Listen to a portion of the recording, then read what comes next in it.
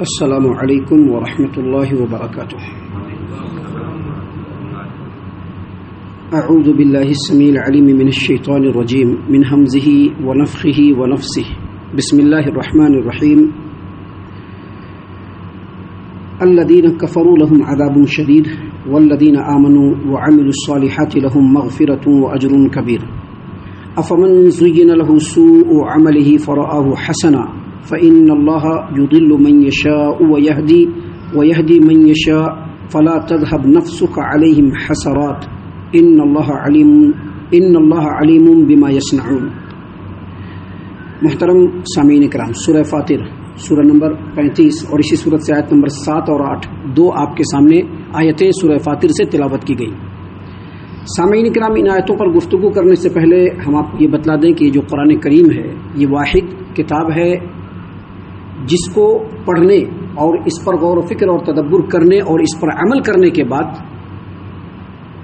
ایک آدمی کمپلیٹ مین بنتا ہے۔ کمپلیٹ مین لوگ کہتے ہیں نا، کمپلیٹ مین، اس کے لیے بہت سارے دنیا کی دکھاوے کی چیزیں لوگ کرتے ہیں، وہ کمپلیٹ مین نہیں ہوتا۔ اگر کسی کو ایک کمپلیٹ انسان بننا ہے، اگر اس کو ایک گڈ مسلم بننا ہے، اس کو ایک اچھا انسان بننا ہے، اس آدمی کو چاہیے کہ وہ قرآن کریم کو بہت غور سے پڑھے، اس پر غور کرے، اس پر تدبر کرے اور اس کے مطابق عمل کرے۔ آج مسلمانوں کے اندر جو بدعمالیاں آپ کو دکھ رہی ہے، بظاہر مسلمان بڑا ہی اچھا مسلمان ہے، ماشاءاللہ داڑھی بھی ہے، ٹوپی بھی ہے، سب چیز لگا ہوا ہے، اور بظاہر دکھ بھی رہا ہے کہ دین کے معاملے میں ہے، لیکن وہ اچھا انسان بھی نہیں ہوتا ہے۔ مسلمان ہونا تو بہت دور کی بات ہے۔ اگر ہماری زندگی کے اندر اخلاقی بیماری ہے، قرآن کریم پڑھیے، اس پر غور کیجئے، اس پر عمل کیجئے۔ روحانی بیماری ہے، دل کی بیماری ہے، اس پر بھی اس کو پڑھیے، غور کیجئے، اس پر تدبر کیجئے، اس کے مطابق عمل کیجئے۔ ریاکاری اور دکھاوے کی بیماری ہے، اس کا بھی حل آپ کو یہیں پر مل جائے گا۔ یعنی کہنے کا مطلب یہ ہے کہ انسان کے اندر جتنی بھی بیماریاں اور برائیاں ہو سکتی ہے، انسان کی فطرت کے حساب سے اللہ تبارک و تعالیٰ نے قرآن کریم کی آیتوں کو نازل فرمایا ہے۔ یہ جتنا کارگر نبی صلی اللہ علیہ وسلم کے زمانے میں تھا، اتنا ہی کارگر آج بھی ہے، اور کل کے ڈیٹ میں بھی یہ قرآن کریم اتنا ہی کارگر رہے گا۔ لیکن شرط یہ ہے کہ اس کو سمجھنا، اس پر غور کرنا، اس پر تدبر کرنا اور اس کے مطابق عمل کرنا۔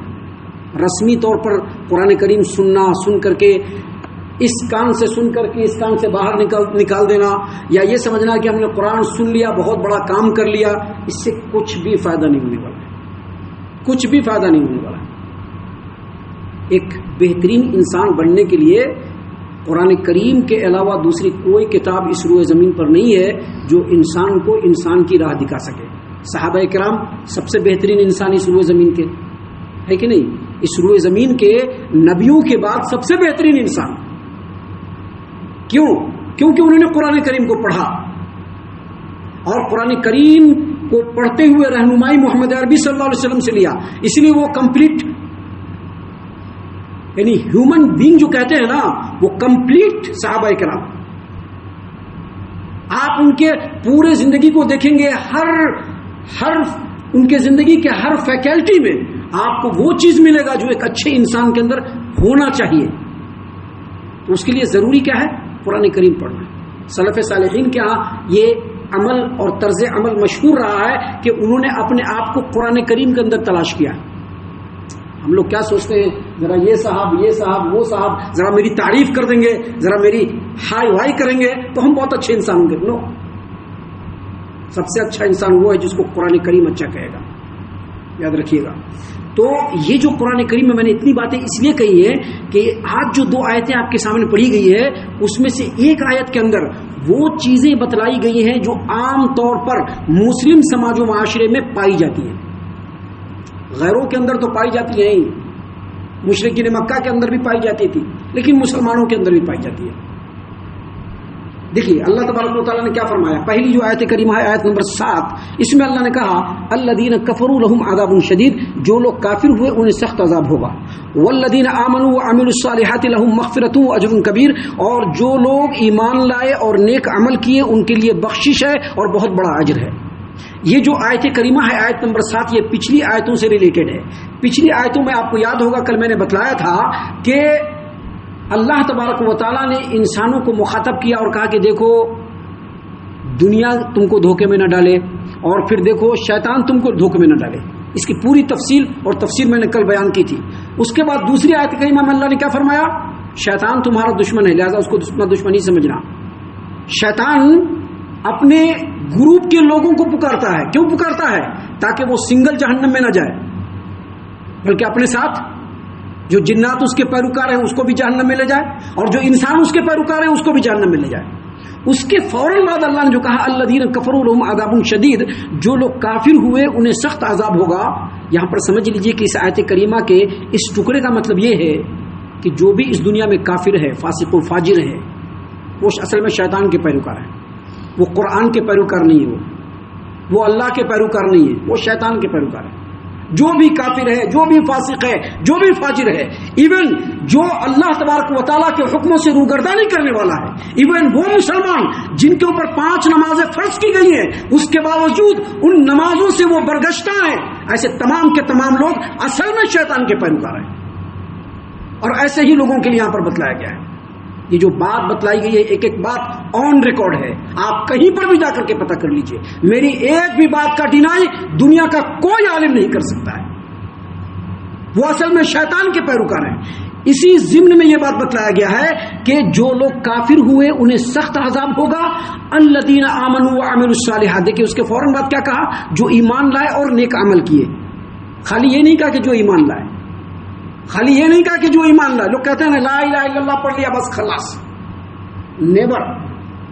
لا الہ الا اللہ پڑھنے کے بعد سب سے پہلی چیز جو ایک مسلمان کے اوپر اللہ تبارک و تعالیٰ کی طرف سے بالکل مینڈیٹری ہے، فرض نہیں کہہ رہا ہوں میں، مینڈیٹری، تاکہ زیادہ سمجھ میں آ جائے.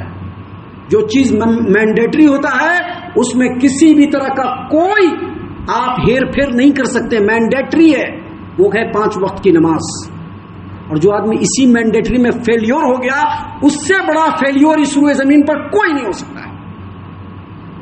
اس لیے اللہ تبارک و تعالیٰ نے یہاں پر شیطان کے پیروکاروں کا ذکر کرنے کے بعد فوراً کہا کہ جو لوگ کافر ہوئے انہیں سخت عذاب ہوگا، اور جو لوگ ایمان لائے اور نیک اعمال کیے. پورے قرآن کو آپ اٹھا کر کے دیکھ لیجئے، نیک اعمال کا ذکر ہے. وداؤٹ نیک اعمال کے ایک مسلمان نہیں ہو سکتا. اور نیک اعمال میں سب سے پہلے نماز. اور جو نماز ہی نہیں پڑھتا ہے اور ایک وقت کی نماز اگر وہ جان بوجھ کر کے چھوڑ دیتا ہے تو علماء کرام کے صحیح فتوے کے مطابق وہ دائرہ اسلام سے نکل جاتا ہے.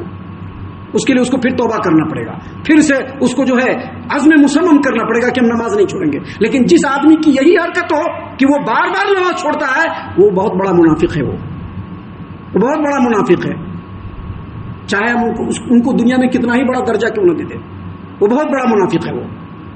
اس لیے اللہ نے کہا کہ الذین آمنوا وعملوا الصالحات، اور جو لوگ ایمان لائے اور نیک عمل کیے ان کے لیے بخشش ہے اور بہت بڑا اجر ہے. لہم مغفرۃ واجر کبیر، ان کے لیے بخشش بھی ہے اور بہت بڑا اجر ہے. کیا مطلب؟ جو لوگ ایمان لائیں گے اور نیک عمل کو انجام دیں گے، نہ صرف یہ کہ اللہ تبارک و تعالیٰ ان کے گناہوں کو معاف کرے گا، بلکہ ان کے نیکیوں کے بدلے میں اللہ تعالیٰ ان کو بیش بہا اجر و ثواب سے نوازے. اجر کبیر کا یہ مطلب ہے کہ جتنا کرے گا اتنا نہیں، اللہ تعالیٰ ان کو بیش بہا اجر و ثواب سے نوازے گا. سامعین کرام، ان باتوں کو بیان کرنے کے بعد آگے اللہ تبارک و تعالیٰ نے فرمایا افمن زین له سوء عمله فرآه حسنا، بھلا جس شخص کا برا عمل خوشنما بنا دیا جائے اور وہ اسے اچھا سمجھنے لگے. بھلا جس شخص کا برا عمل خوشنما بنا دیا جائے، اچھا بنا دیا جائے اور وہ اس کو اچھا سمجھنے لگے، اس کی گمراہی کا کوئی ٹھکانہ نہیں.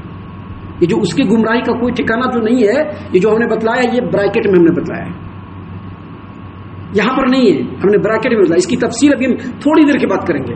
اللہ نے فرمایا کہ بھلا جس شخص کا برا عمل اس کو خوشنما بنا دیا جائے اور وہ اسے اچھا سمجھنے لگے، اس کی گمراہی کا کوئی ٹھکانہ نہیں. اور اللہ تعالیٰ اسی طرح جسے چاہتا ہے گمراہ کرتا ہے، جسے چاہتا ہے ہدایت دیتا ہے. لہٰذا آپ ان پر افسوس کے مارے اپنے آپ کو ہلکان نہ کریں، اور جو کچھ وہ کر رہے ہیں اللہ یقیناً انہیں خوب جاننے والا ہے. پورا ترجمہ ہے افمن زین له سوء عمله فرآه حسنا فإن اللہ یضل من یشاء ویہدی من یشاء فلا تذهب نفسك علیہم حسرات ان اللہ علیم بما یصنعون. اس کا پورا ترجمہ ہے.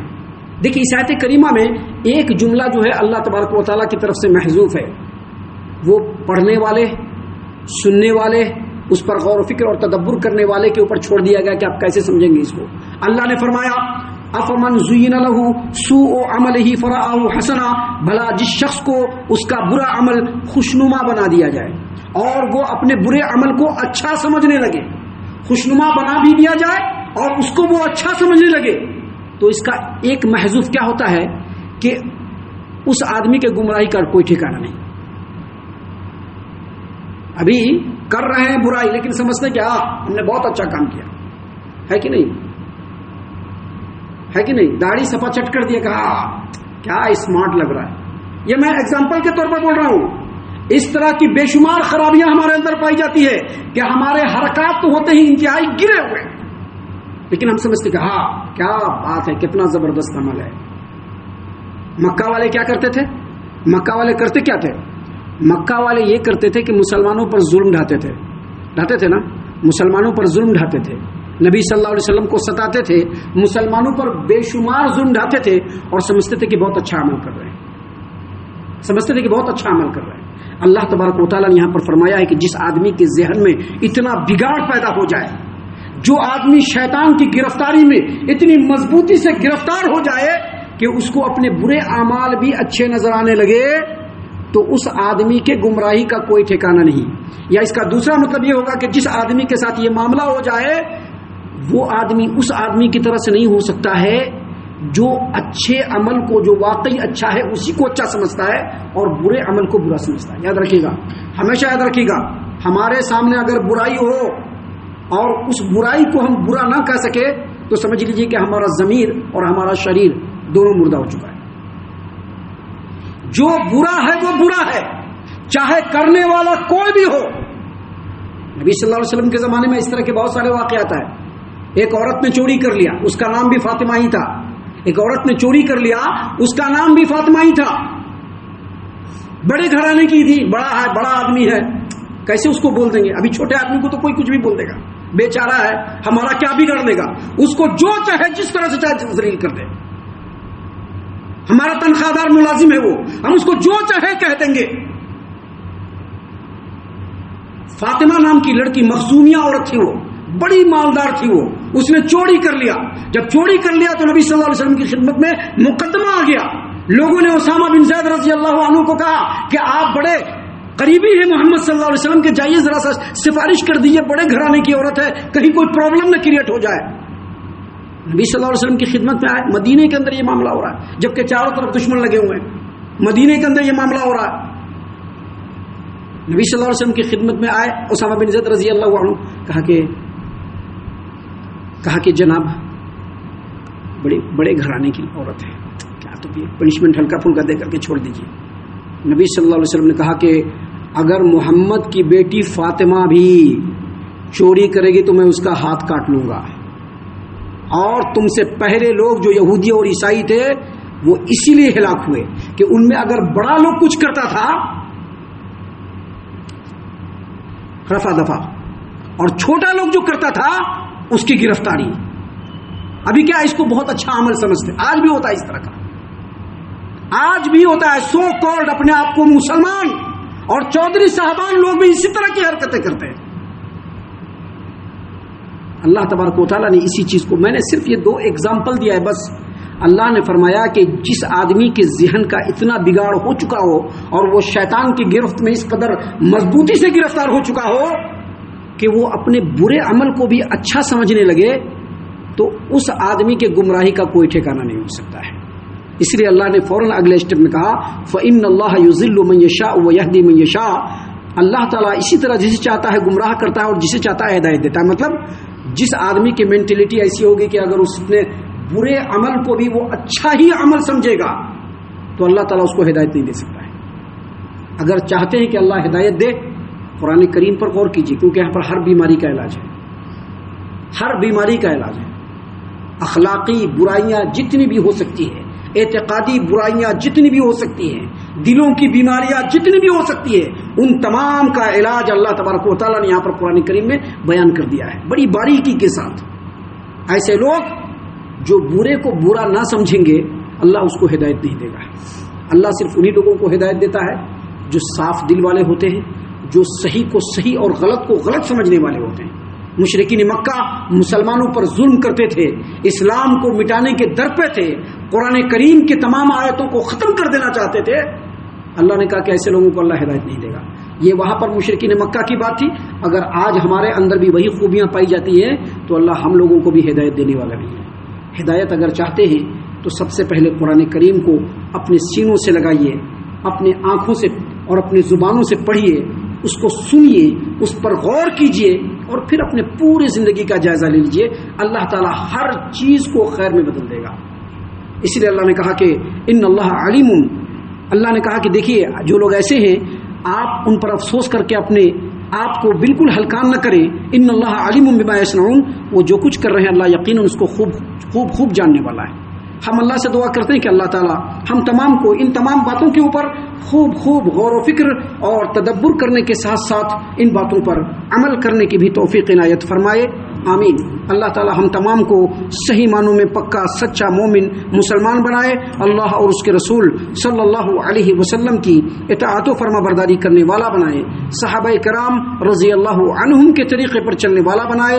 جنت الفردوس میں جگہ عطا فرمائے. اے اللہ ہم تمام کو جہنم سے پناہ دے. اے رب العالمین ہم تمام کو جہنم سے پناہ دے. اے مالک الملک ہم تمام کو جہنم سے پناہ دے. آمین یا رب العالمین. وما علینا الا البلاغ المبین. تبارك الذي نزل الفرقان على عبده ليكون للعالمين نذيرا.